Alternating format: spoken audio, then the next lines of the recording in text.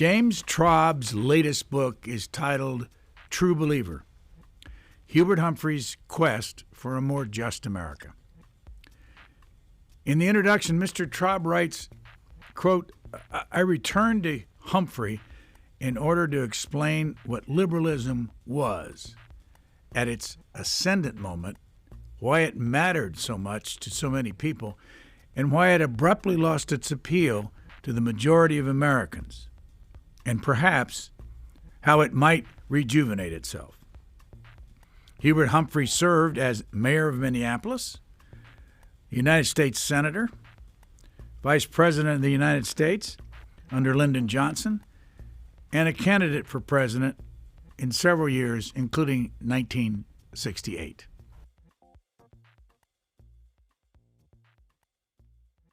Since March 19, 1979, C-SPAN, a public service funded by the cable television industry, began giving you direct access to government in an innovative way by putting you, the viewer, into the rooms where politics is debated and policies are determined. C-SPAN began as a bold initiative. Now, 45 years later, we are essential for those wanting to see democracy at work, without editing or commentary. With continued cable support, we've done this without a dime of government funding, maintaining our independence. As we mark 45 years, the business of media is rapidly changing, and now your support is crucial for our mission's future. Support our legacy of unfiltered access by donating today at cspan.org/donate. James Traub, you kind of end your book the same way, but I want to read you what is on the gravestone of Hubert Humphrey outside of Minneapolis and ask you what you think when you hear it. And this was his idea. He put it on his gravestone, and it says, I have enjoyed my life. Its disappointments outweighed by its pleasures. I have loved my country in a way that some people consider sentimental and out of style. I still do. And I remain an optimistic guy with, it doesn't say guy, I've stuck that in. I remain an optimist with joy, without apology, about this country and about the American experiment in democracy. It's the longest I've ever seen, I think, in all the gravesites I've been to. What's your reaction when you hear him talk that way? First, that it's just so, it's so long worded. Hubert could never stop at one sentence. But the deeper thing, I think the thing that speaks to us now, it's so hard now to say the words he said then, that I still feel this profound love of my country and a deep hopefulness for my country. And so one of the ways I think he speaks to us today is we're kind of in a state of despair, deep fear, frustration, anxiety, and despair. And we have to remember that Hubert lived through a time almost as trying, I think maybe not quite, but almost as trying as our own, 1968. The man went through Calvary. The 1968 presidential election, he was mocked, heckled, insulted, literally tormented by his own side, not the other side, his own side by the left. And he felt the country was coming apart. A lot of people felt the country was coming apart. And yet, at the end of the 68 campaign, he gave his last speech in the Houston Astrodome a few days before the election. And he said, I still believe in the basic decency of this country. I still believe that we can and we will come together. Where did that belief come from? It's just inside him. I don't know that it's a rational assessment of America in 1968 or America in 2024. But you have to have that faith if you're going to do this thing called politics. Otherwise, you shouldn't be there. He had that faith, he had that idealism, he had that hope, and it drove him all his life. Give us just a couple of minutes. We come back to the individual things you talk about. For somebody that doesn't think about him, didn't know him, give us the broad outline of who Hubert Humphrey was. So Hubert Humphrey was the great liberal of the 20th century and the great practitioner, pragmatic practitioner of liberalism in the 20th century. So he's a person who has an almost mythological feeling story. He's born in a tiny hamlet, almost in the dead center of the country in western South Dakota. His father runs a drugstore. He grows up as if he's Tom Sawyer, basically. But he's a brilliant boy, bursting with enthusiasm, eagerness, gregariousness. And so he first he thinks he'll be a political scientist. Then he says, no, I'm made for politics. He becomes the boy mayor of Minneapolis at a time when there were some really important progressive mayors of big cities. The one we think, of course, is Fiorillo. He was of that ilk. He was a great mayor. He could have been mayor for life if he wanted to be, but he didn't want to be. He wanted to be president. He ran for Senate. He became a senator in 1949, the same year as Lyndon Johnson. From 1949 to 1964, he was a tremendous force, above all, for civil rights in the United States Senate. I left out, by the way, a very important part, which is in 1948, he was the person, really him above all, who forced a Democratic Party then controlled by the South, to adopt civil rights in its platform, an ambitious civil rights agenda. That was the moment that the Democratic Party became the party of civil rights in 1948. Hubert then tried to pass legislation. It was impossible, not because of the Republicans, but because of the Southern Democrats. In 1964, of course, LBJ becomes president on the death of JFK, and he says, now is the moment. We must pass this legislation. And the person who LBJ realizes is the one person who can get it through the Senate is Hubert Humphrey. So Hubert Humphrey becomes the floor manager of the Civil Rights Act. It's an astonishing episode because the Southerners were completely dug in. To them, this was the end of the world. And of course, the legislation passed. That was the high point of stuff. Then LBJ taps him to be his vice president for the second term. And a lot of people said, Hubert, you know this guy. You know this guy. He's going to crush you. But Hubert, in part out of patriotism, but also ambition. He thought the only way I'll ever be president is to first be vice president. So he said yes. The first time I ever encountered this name, I was born in 1954, so I'm 14 at this moment. And there was a notorious, hilarious, mean song by the great Tom Lehrer, still alive, I want to say, still alive and kicking, called Whatever Became of You, Hubert. And it was all about how Hubert had disappeared. Once a fiery liberal spirit, but now when he speaks, he must clear it. Mr. Traub, give me 30 seconds and we'll listen to a little bit of Tom Lehrer, who Great. is still alive at 95. Let's listen. Whatever became of you, Hubert? We miss you, so tell us, please. Are you sad? Are you cross? Are you gathering moss while you wait for the boss to sneeze? Does Lyndon, recalling when he was VP, say, I'll do unto you like they did unto me? Do you dream about staging a coup? Hubert, what happened to you? So, tell us more about that song. Accurate, so painfully accurate. But one of the stories I tell in my book, and I don't think it's well known at all, at least I haven't seen it elsewhere, is that Johnson hadn't premeditated Hubert's diminution that way. Johnson, he thought he was going to be the most important president there had ever been. And he knew he needed Hubert. Hubert was going to be his liaison to the Senate. He was beloved in the Senate, Hubert.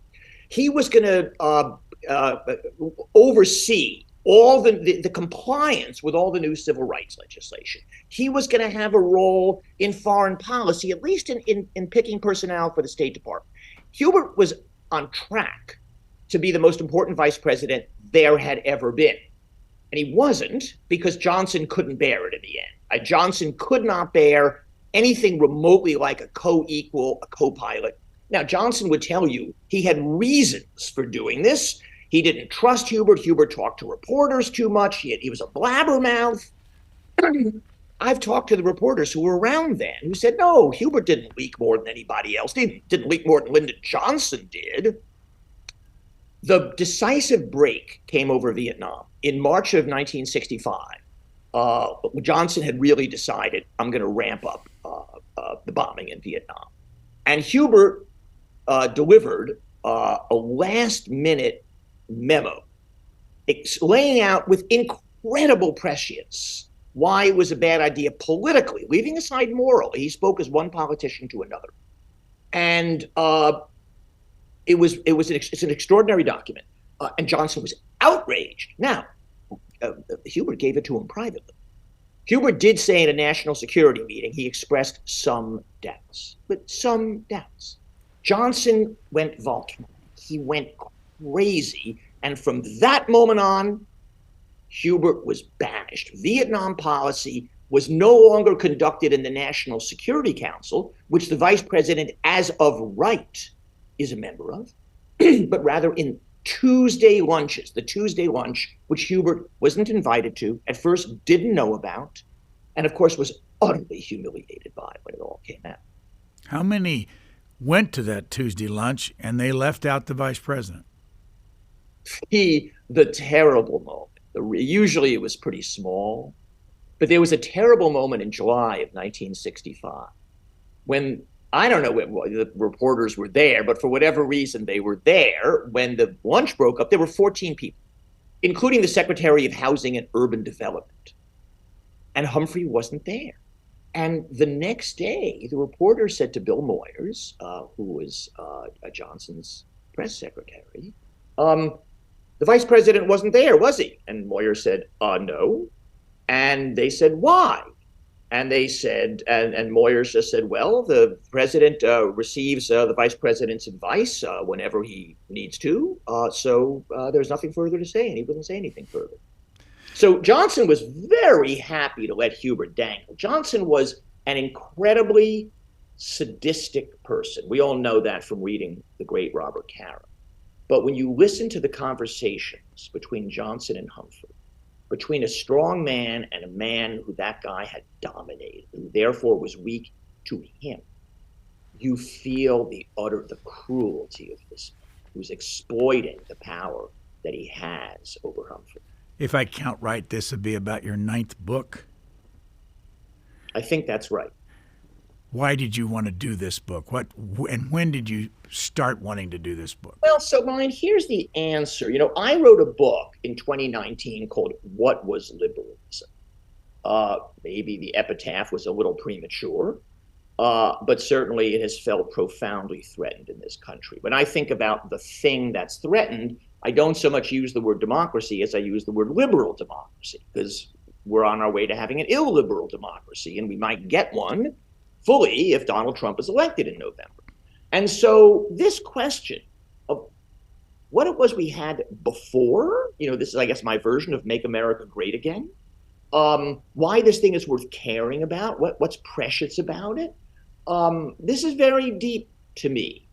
Your readers may or may not be familiar with a very interesting book written by Samuel Moyn at Yale about Cold War liberals, which is very damning. And it says these guys, he doesn't use Hubert as an example, it's really much more about thinkers, but Hubert was very much of that ilk, that these guys betrayed the country. They were so afraid of communism and radical leftism that instead they wound up throwing in their lot with conservatives.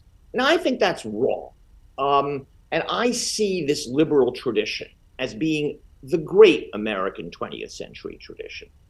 And a lot of the book is about how Hubert understood the liberal mission, because to him, yes, political freedom was central. That's where liberalism begins, the right of individuals to speak and act and be as they wish.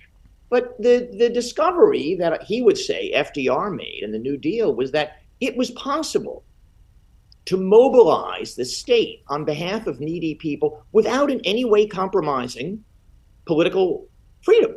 And Hubert wrote his master's thesis at LSU about what he called the political philosophy of the New Deal. And it was really about this question. It was about the idea that a modern liberalism can be what we would now call social democracy. Hubert would never have used that word about himself, but that's what he was. He was a social democrat. And that is what he pursued his whole life. And to me, this is a great strain. This is the great strain of modern American political thinking. And it is threatened both on the right, but also on the left from people who think that it's timid and weak and thin milk and all that stuff. And so this book is also a vindication of that.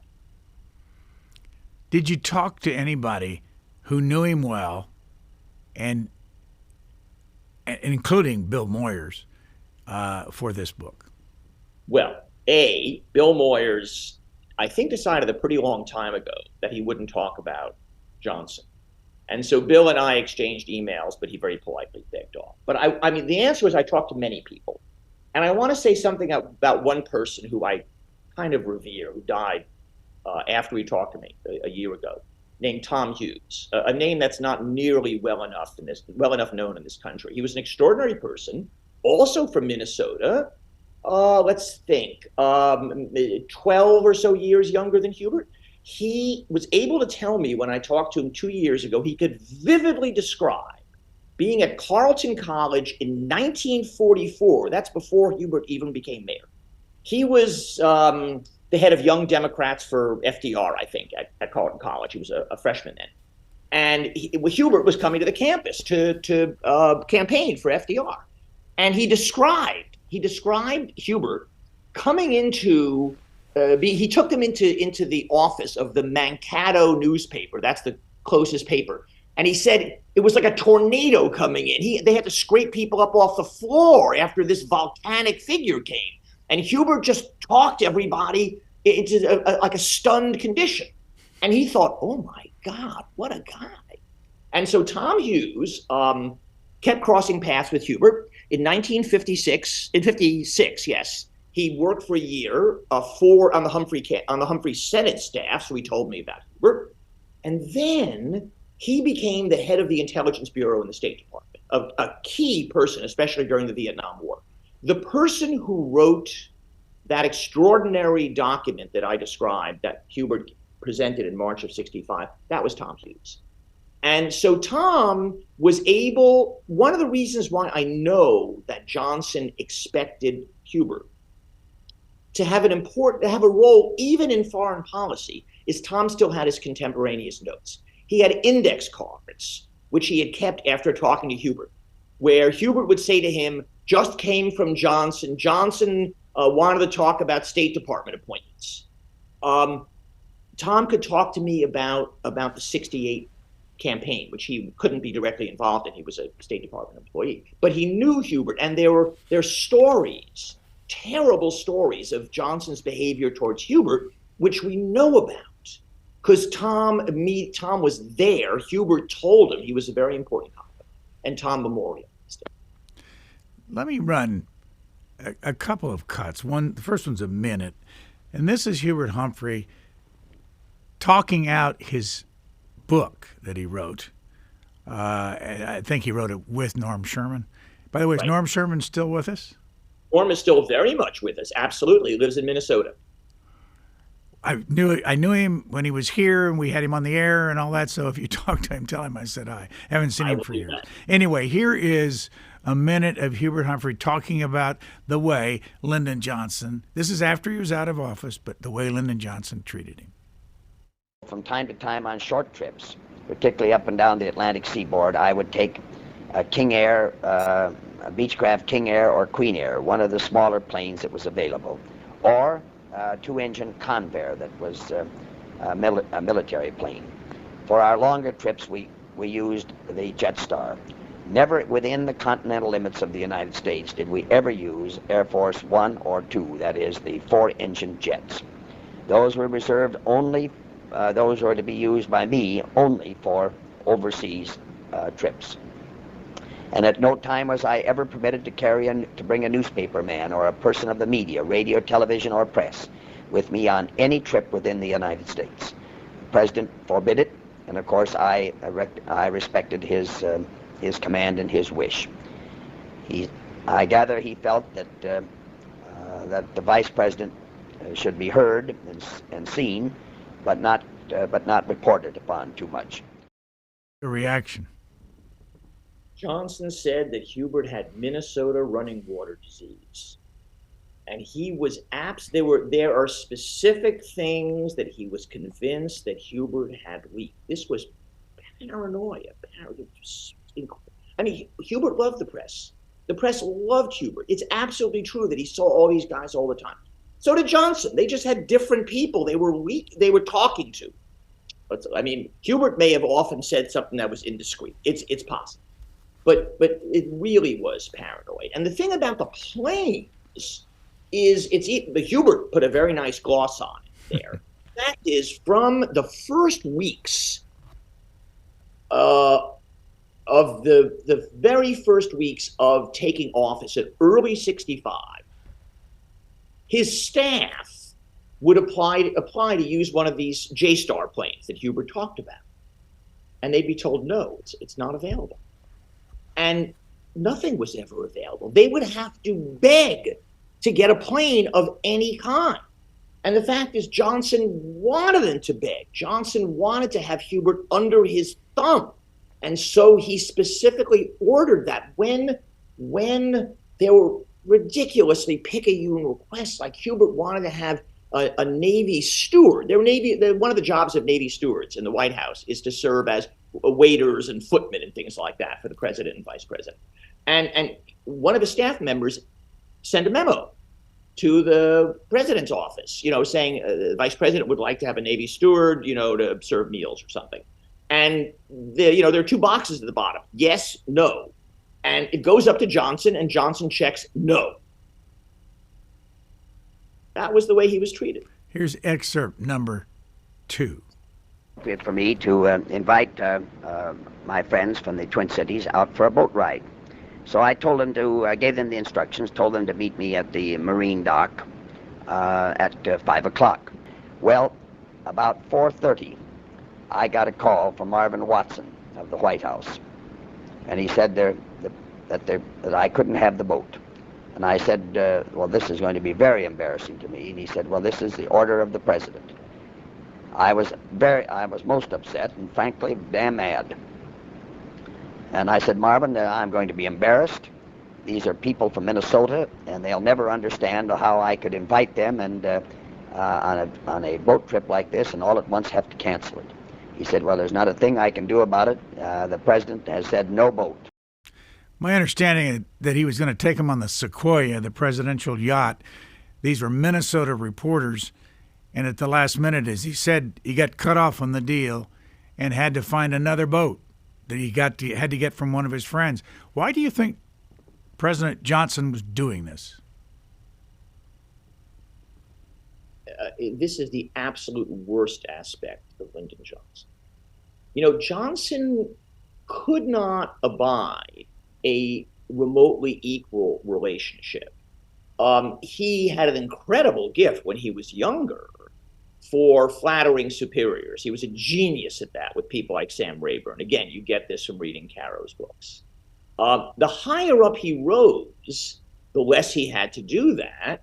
And by the time he was president, he didn't have to do that at all. Now, having said that, there's something about the chemistry between Johnson and Humphrey specifically that has to be explained. Because if you listen to Johnson's phone calls with Rostow or McNamara, people like that, his national security people, they're very respectful. The president does not browbeat them. He speaks to them as man to man. You don't hear that. You rarely hear that with Hubert. And so Hubert was in his world. Johnson didn't have to defer to Hubert's expertise on anything. Though, honestly, to me, one of the sad things, Hubert learned so much from Johnson. Johnson could have learned so much from Hubert. And above all, one thing, which was not natural to him at all. Hubert knew how to change politics through talk. He knew how to give speeches and talk to people in a way that made the reality different. Johnson couldn't do that. Johnson worked one person at a time with a genius no one has ever rivaled. But the whole idea that you could use newspapers and media and speeches to get where you want to go was alien to him, and he never learned it from Hubert as he could have. So this domination relationship set in quite early, and Hubert abetted it by his almost dog-like loyalty, devotion, expressions of awestruck respect. And so he, in effect, I suppose, taught Johnson that he could treat him that way. Well, once you've given that to Johnson, you've given that invitation. Well, he doesn't need the invitation, but he'll treat you that way. So it wasn't that Johnson treated everybody that way, though he had this urge to dominate. It's that there was no impediment to his doing so with Hubert.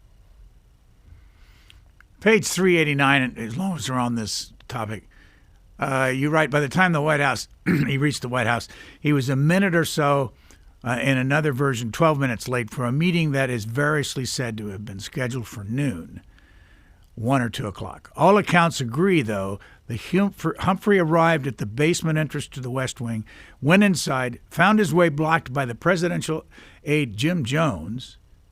The president said Jones had decided. The president said Jones had decided to leave, and he had this was a scheduled meeting he had with LBJ. Humphrey could see and hear LBJ in the Oval Office when Jones said that.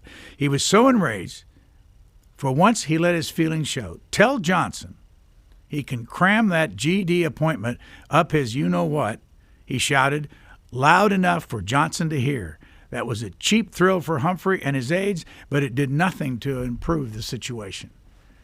How did you find that out? Oh, well, there are so many conflicting accounts. That was why I gave all those different numbers, because everybody, it's one of those things that everybody who was there remembers. Nobody could forget a moment like this, but they differ on all those details. So I found it in many, many different accounts. The background of this, because actually it was quite important, was this is towards the end of the campaign, of the 68 campaign. Hubert is finally gaining altitude. He needs everything he can get. He hasn't been in the White House. He's been out there campaigning. And so there was a feeling in his staff that a meeting with the president would say to conservative Democrats, supporters of Johnson, that Hubert has been anointed. Because Johnson wouldn't do that. Johnson wouldn't campaign for him. Johnson wouldn't stir from the White House on Hubert's behalf. And so this meeting was kind of the closest thing. And so he had been at a shopping center in Maryland nearby. It was all arranged. And then there was a downpour. He had to go back to his apartment and change his clothes.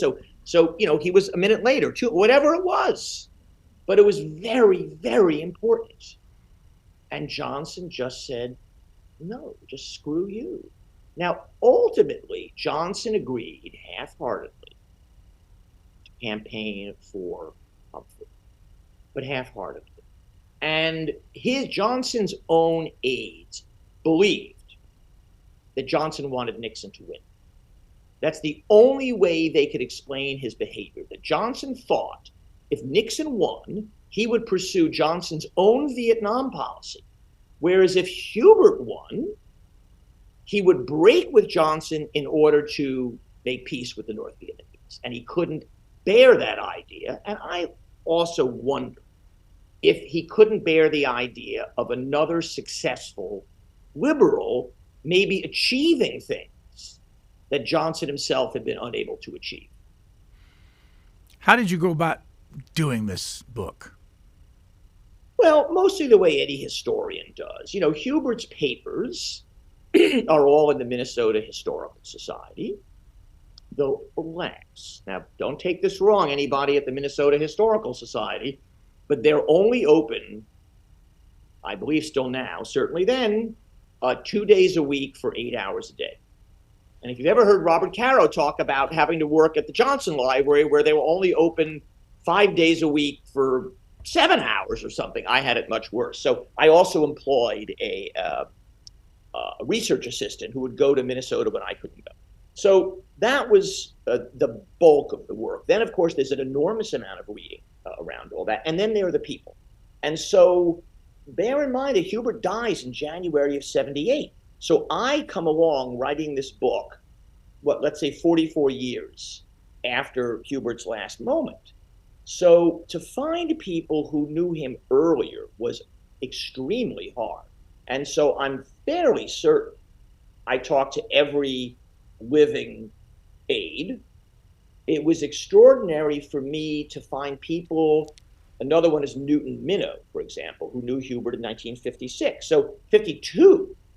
And so I found a few people who could go way, way back. I'm sad to say that I believe 3 of the people I talked to died before this book came out. One, of course, is Tom Hughes, one is Newton Minnow, and the other is his most important aide on civil rights issues named John Stewart, who kept all sorts of extremely useful contemporaneous notes of the 1964 Civil Rights Act.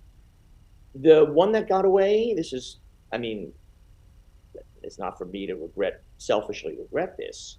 By the time I got to Walter Mondale, he had already begun to sink into dementia. And his secretary very politely put me off, and, he'll talk to you at some point, but it was clear that it was never going to happen, and it never did happen.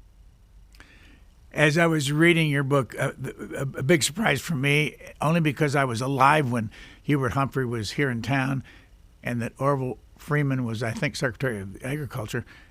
I did not know he was his first campaign manager. Tell us who he was. So there was this whole crowd of people in Minnesota in the late 30s and early 40s. So Hubert goes to college at the University of Minnesota. He goes first right out of high school, but then because of the Depression, he has to leave. 6 or 7 years pass, he goes back, and then he meets some of these guys. Orv was a big, strong guy who played fullback on the team, which meant Hubert at some level worshipped him because Hubert was a football nut. He was a Golden Gopher nut. And then had an extraordinary career in the Marines, fought at Iwo Jima, badly wounded, shot through the jaw, really extraordinary. And then came back. And then Hubert knew him again in 44 when he returned. And so they were incredibly close friends. So those 2 guys, then a little later along come younger guys, Walter Mondale, Gene McCarthy, Art Naftalis, who becomes mayor of Minneapolis, this crowd. And Hubert really is the center of this crowd. And we now think of Minnesota as this very progressive state. Well, it wasn't. It wasn't in Hubert's day. He made it that way. It's really, he shaped that state in his own image to an extraordinary degree. 37 years old when he was mayor, July 14th, 1948, at the Democratic Convention in Philadelphia. Here's an excerpt of his civil rights speech. To those who say, my friends, to those who say that we are rushing this issue of civil rights, I say to them, we are 172 years late. To those who say that this civil rights program is an infringement on states' rights, I say this: the time has arrived in America for the Democratic Party to get out of the shadows of states' rights and to walk forthrightly into the bright sunshine of human rights. What's the story around that speech? So this was really the great moment for Humphrey because it's the 1948 Democratic Convention in Philadelphia, and Truman is going to be renominated, and Truman actually had commissioned a very important report on civil rights, but then retreated from it when he realized he was going to lose the South. And so his own forces had written the platform that included the civil rights plank, which basically said blah, blah, blah. It said the same thing 1944 it said. And so there were a lot of people on the left side of the Democratic Party who said, look, Truman's going to lose. And since Truman's going to lose, let's at least go down fighting. Let's lose for a good reason, not for a bad reason. And so we got to make civil rights the focus of the Democrats. And they turned to Hubert. Why? Hubert was the head of what's called Americans for Democratic Action, which was the great Cold War liberal group started by Arthur Schlesinger and Reinhold Niebuhr and John Kenneth Galbraith and all these great figures at that time. He was chairman. This Minneapolis mayor was chairman, quite remarkable. And they decided, Hubert, you're the one. You are going to do this. You're going to organize the liberals in the party, and we're going to challenge the civil rights plan. And he realizes he's putting himself crosswise with Truman, not to mention the Southerners, who of course hate him, and many of the party bosses who think, you're going to destroy the party. You're going to divide the party in half. And they tell him, listen, pipsqueak, knock it off. And he has a real dark night of the soul. He's awake all night, and he's thinking, I can't do this, I can't do this, I have to do this, I have to do this. Talks to his wife, he talks to his father, he talks to everyone. And finally, at 5 o'clock in the morning, he says, I got to do it. Come what may, he says, I got to do it. And, we can say in the aftermath, yes, the consequences were terrible. This was the tragic choice the Democratic Party had to make. It had to do it, and yet the costs wound up being terrible. And so he gets up. Before he gets up, he and his colleagues have fanned out across the hall, trying to whip up support for what they thought was a hopeless cause. And it turned out, here's the key thing, the reason why this happened. All of the big city bosses said, Hubert, do it. Now, was that because the big city bosses were romantic advocates of civil rights? No. It's because over the previous generation, millions of black people had moved from the South, where they were not allowed to vote, to big cities in the North where they were. And so the politics of Pennsylvania, Illinois, New York had changed drastically. And these guys thought the path to victory is through enlisting the black vote. And so that put a lot of wind in Hubert's sails. And so he gives this incredible speech, a nine and a half or so minute speech, the shortest speech the guy ever gave in his whole life, because that's what the chairman of the convention said. Everybody has a maximum of 10 minutes. And he's sitting there in the back of the hall. I've seen the manuscript. He's sitting there in the back of the hall, crossing out, writing, and a lot of that, the passage you just read, you can see in his handwriting. He wrote that while he's sitting in the back of the hall. And he delivers this speech, and the crowd goes crazy. And for the next 15 minutes, they're marching around with flags the way people do at the conventions with the state banners. And they hold the vote, and lo and behold, the minority plank, his plank, wins. Who were some of the other names from the South that were against moving ahead on civil rights? Well, the one we all know is Bull Connor. So he was not an important person. Strom Thurmond, who some people may know the name of, he was an important person who became the head of what was called the Dixiecrat Party, that actually was a breakaway party that ran in 48. But the Alabama delegation was led by this muscular young law enforcement officer who angrily marched out of the hall when the vote was taken. And that man was Bull Connor, the man who later set his dogs on Martin Luther King and others in Birmingham in 1965. One of the names that I'd be interested in your take on is, and it's been interesting to watch during this particular time period, is Richard Russell, because they continue to name a Senate office building after him. And it's not for me to charge, but basically, everybody says he was a white separatist, white supremacist. Nice guy, everybody liked him. Even people over here talked about him running for president. One, how did he fit into this picture with Lyndon Johnson later on? And why do you think the Senate continues to name a building after him? Well, the answer to the second question is momentum. I mean, I don't know whether anyone has taken up that cause. If they do, it's going to be very hard to defend. Now, but it goes to something very interesting, which is there's I won't say great book because it's not great. It's only fascinating if we're talking about the stuff we're talking about, called The Citadel, written by William White, who was a New York Times reporter from the South, who was Lyndon Johnson's designated weak E, for whom the Senate was a kind of royal and ancient institution, like the Buckingham Palace of America. And he was fascinated by its folkways, and he was an utter insider. He knew everything. And so what you realize reading that book and also listening to those people is that this was a profoundly self-regarding institution.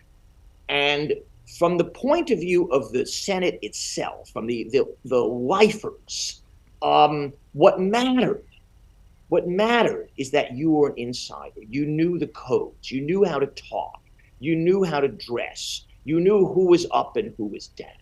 And that's how you got things done. You got things done by knowing this guy needs this and that guy needs that. And even though he talks this way, I can still, get him.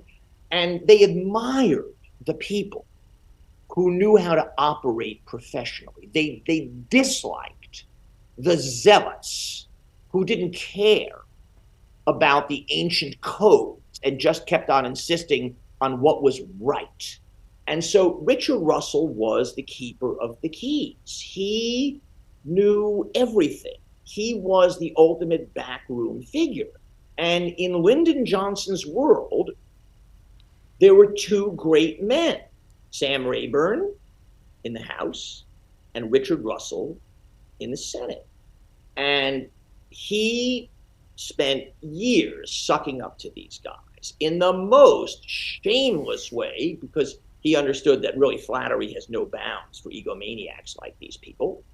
And he ultimately persuaded Russell that it was possible for a Southerner to become president, and that it would be Lyndon Johnson. Russell had given up on that possibility for himself, though actually he ran a kind of abortive campaign in '56. But he was a thoroughly pragmatic person, and he said there's no way the South is ever going to elect a president because the North won't let him.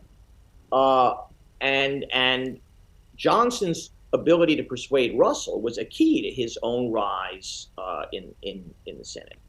But he was a complete racist. He was a total white supremacist. By the way, almost all of these guys were. I mean, that's not an extraordinary description. In the Senate of the 1950s, you read these debates about civil rights, and it wasn't permitted to openly regret the end of slavery. Now, that you couldn't do that. But you could be completely melancholic about the South's loss of the Civil War. You could talk about Pickett's charge as one of the great military maneuvers of all time, but of course drenched in pathos and that lost cause pathos. But, the thing that I realized, and I guess it hadn't fully hit me until reading this stuff, was that nothing had happened in the South from 1876 until that moment. The South lost the Civil War, and then they won the Reconstruction. And the feudal order of the South had not changed in the tiniest degree from the end of Reconstruction until the beginning of the Civil Rights Movement. I want to go back to what we were talking about earlier about the way Lyndon Johnson treated Hubert Humphrey. You have a story. I'm going to beg your pardon and read a little bit of it so that you can comment on it, but a story in the middle of your book. And it's when Hubert Humphrey invited LBJ to his apartment in town here and this is the way you write. While the women were in the kitchen, Johnson stretched out on the sofa, scratching himself, and said, quote, "Hubert, I hear you make the best speeches in explaining our country's effort in Vietnam. I don't know what we'd do without you. Now, Hubert, I'd like to hear one of those speeches. I'd like to hear what you say." Humphrey realized that the president was literally telling him to declaim, like a child asked to stand up on a chair and recite the Gettysburg Address.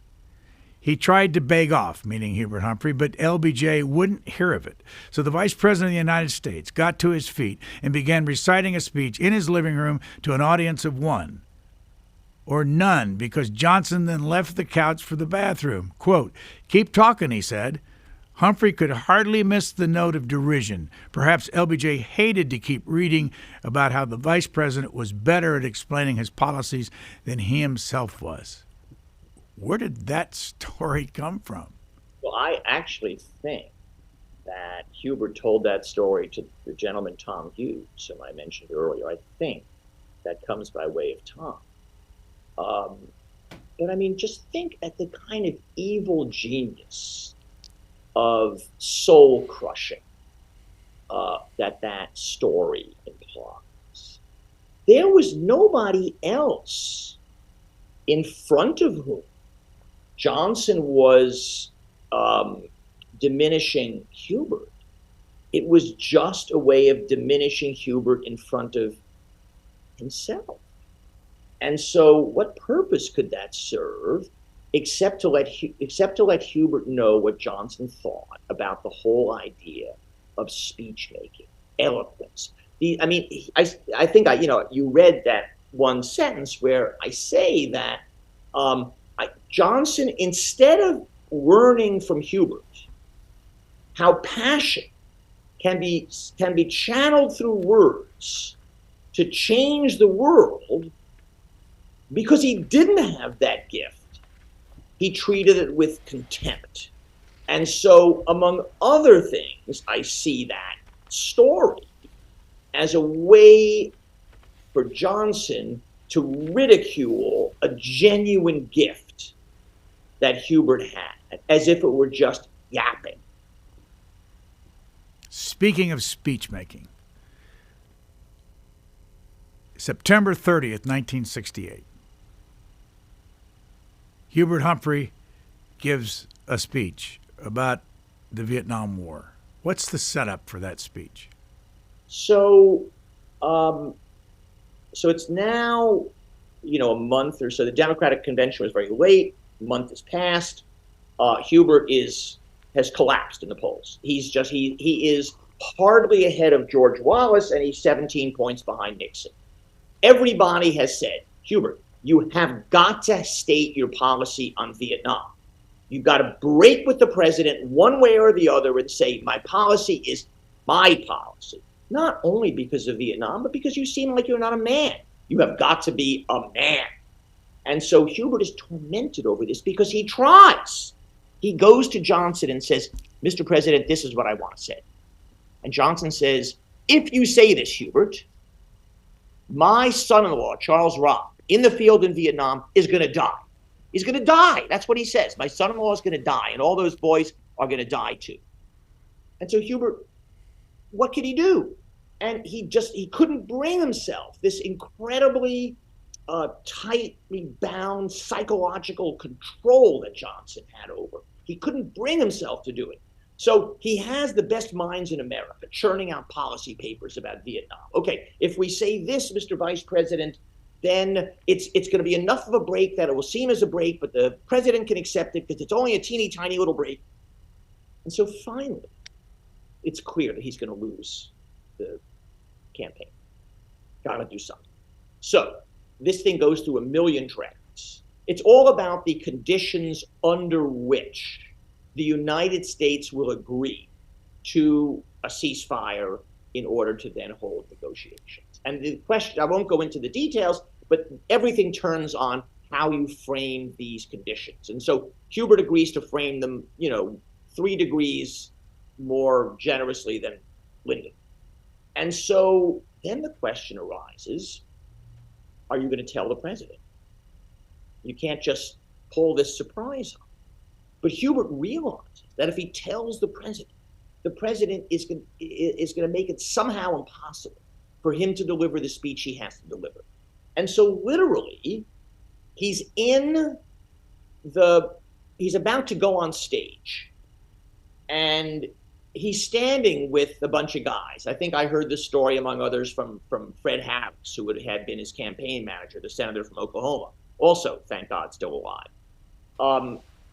And at the last second, Hubert puts through a call to the White House to tell him. Now, Hubert later describes his tough-mindedness in saying to the president, this is what I'm going to say. Now, unfortunately for Hubert, the phone call survives. Hold on a second. Let's listen to it, a little bit of it, and we'll get you to continue. Say, I'm going to be on your TV in about 5 or 6 minutes. All right, I'll tune it on. On NBC, and I just thought I should have called you a little earlier. They've had me taping here all day, and I've been about half dead. Is it taped? Yeah, it's taped. Good. Well, I'll turn it on. And what it points out the things that we've done here on Vietnam, and it's about the arms control as well as the non-proliferation treaty. And it says, for example, that we've given the time for Asian nations to strengthen themselves and work together, and so we see a stronger Southeast Asia, stronger South Vietnam, contrast to a few months ago when peace negotiations were started. And there are new circumstances which will face the new president. In light of these circumstances, and assuming no marked change in the present situation, how would I proceed? As president, I would be willing to stop the bombing of the North as an acceptable risk for peace, because I believe it could lead to success in the negotiations and a shorter war. Yes, sir. Continue your analysis. So first of all, you could hear he's trying not to grasp the nettle. So he's saying, you and I agree, Mr. President, about this and that and this and that and this and that. But the important thing is, what are the conditions under which you will agree to stop the bombing and engage in negotiations? And so I don't know whether you want to play any more, because then he goes on. I forget how much he reveals, just enough to get Johnson worried, though. Don't have any more, but have okay. Here's what happens then. So he then gives this speech, which is so convoluted and so careful and so tied in knots that the reporters, who of course are the most well-schooled on every single jot and tittle of this thing, all look at each other afterwards and say, did he break with Johnson or not? and Johnson, back in the White House, says to his aides, did he break with me or not? And nobody can really tell. And the answer is that he did, in fact, slightly loosen up the terms under which he would agree, as opposed to Johnson would agree, to a ceasefire. But so complicated that you couldn't tell. And so, but the interesting thing about it is that Hubert was a person who needed to be at peace with his own conscience. He couldn't feel that he was not being truthful. He wasn't good at that.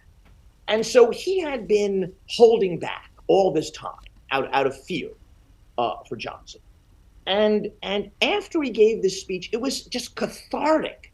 And all the people around him said, wow, Hubert's really different. And suddenly, and he had been just tormented. I mean, his personal doctor said he could barely get out of bed. Suddenly, he felt good. He felt, I'm Hubert again. I said what needed to be said. Now, he hadn't really, but the effect it had on himself was electrifying. And somehow, I think what also happened is that there were a lot of people out there who wanted to be for Hubert, who didn't want to vote for Nixon. They wanted to feel good about voting for Hubert. And so they, too, were listening in that same way. And they thought, did he break with Johnson? I think maybe he did. Maybe he did. And so then days later, he went to these campaign rallies, and there were big signs that said, if you mean it, Hubert, we're with you. And so this kind of, it galvanized Hubert, galvanized the galvanized listeners, galvanized Hubert some more. And suddenly it was like rocket fuel in his campaign. I have a copy of the speech in front of me. Just two things that I noticed when I read it. It has nothing to do with what you just said, except that at the time he gave that speech, there were only 5 nations that had nuclear weapons. Now there are 9. And also, that same year, we spent $80 billion on defense instead of $850 billion on defense. Well, Brian, $80 billion went a long way in those days. I know. I think they used to say that we spent a total of $100 billion on Vietnam, and of course, as you know today, that's easy money in the last wars. I want to do, before we close out, and I want you to talk about his cancer and his death in a moment, but first, what are you doing now besides writing books? Well, I'm writing a new book, of course. So I have a couple things. I write a Substack called A Democracy If You Can Keep It. And the subject of my Substack is what can we do practically to help sustain our democracy. So I urge all of you listening to sign up to it's a weekly, I write a piece every week. I have a piece that's actually one piece about Hubert that's coming out on Monday. So I do that. And I'm now writing a book about, it's also about democracy.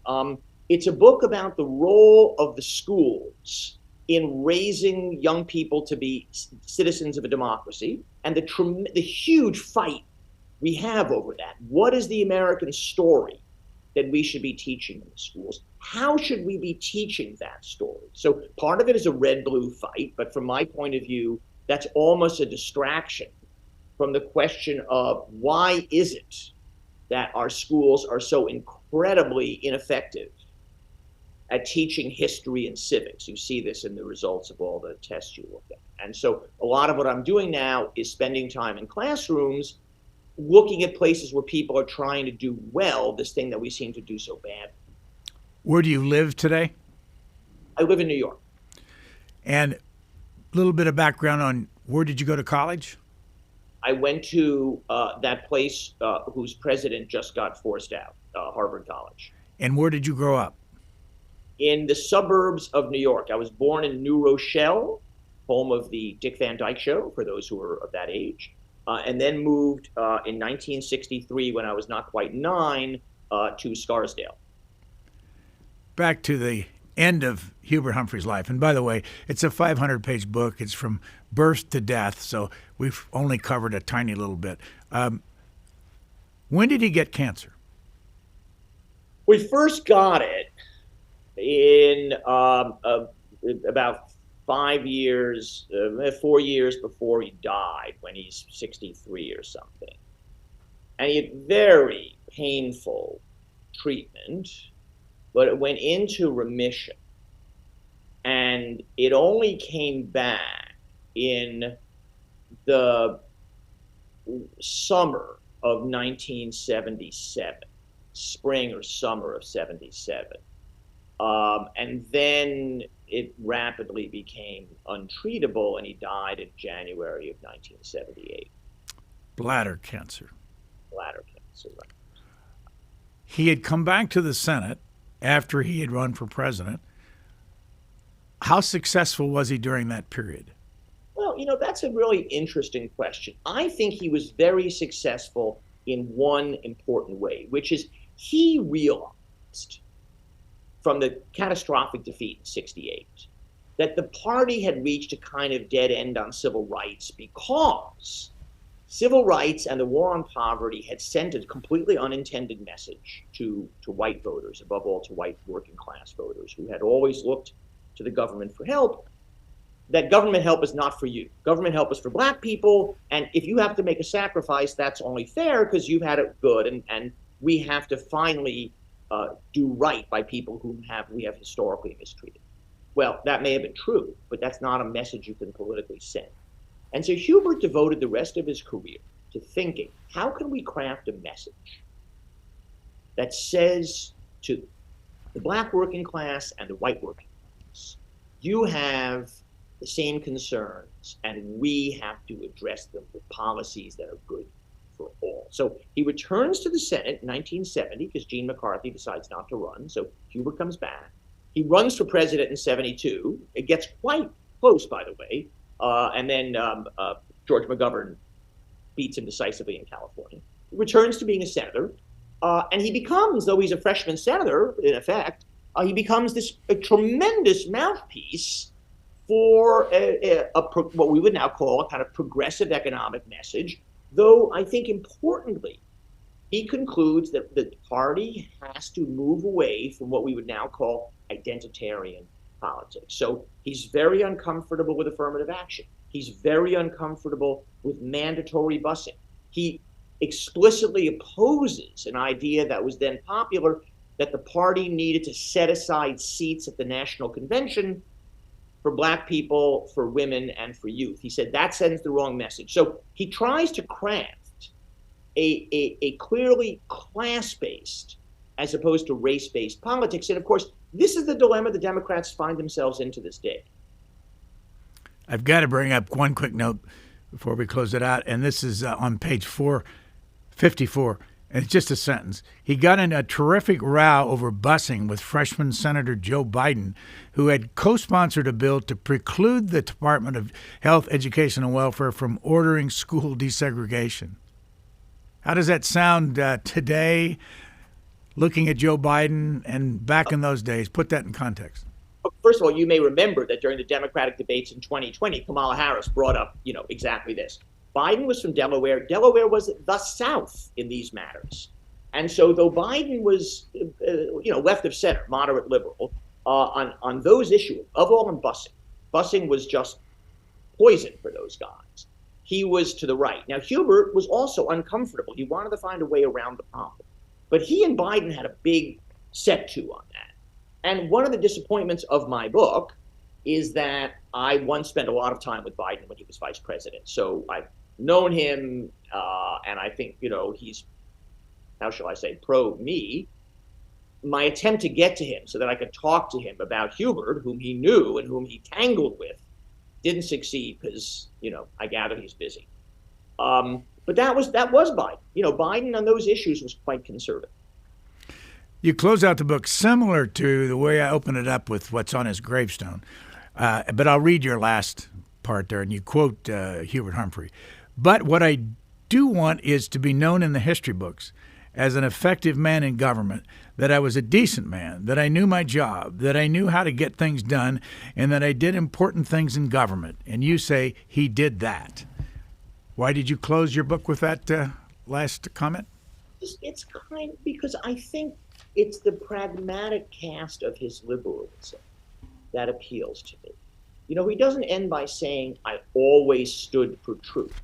He said, no, I worked. I worked to get things done. I worked to get things done through government, and I did.